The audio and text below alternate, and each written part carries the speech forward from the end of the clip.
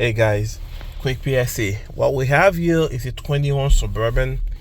I've fixed quite a few of those vehicles for that problem, and today I decided to make a video on it. Where you turn on the car, right? Just start the truck, and it tells you hold on, this not tell you pretty soon.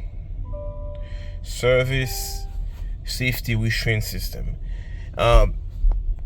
It's related to the driver's seat. If you pull code, it'll give you a B14DC code for it, and it's you will have that code B14DC-1B. GM have a button for it to move the seat foam away from the connector, but that won't really solve it. It'll come back with the same problem. I'm just going to replace the airbag module for the driver's seat.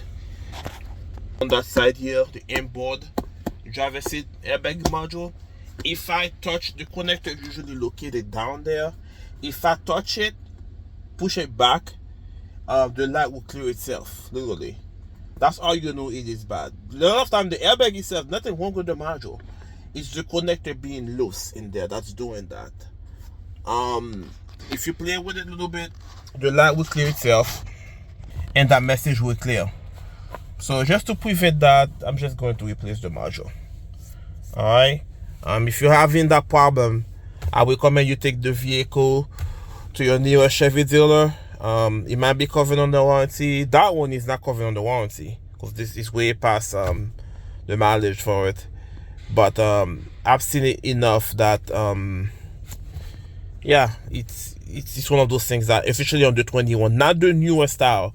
The 21, if you guys know, that's the first year of that generation, right? It's the first year of that generation. So that's one of those things, one of those problems that they have. The airbags, the driver's seat airbags. All right, guys. Thanks for watching. See you on the next one.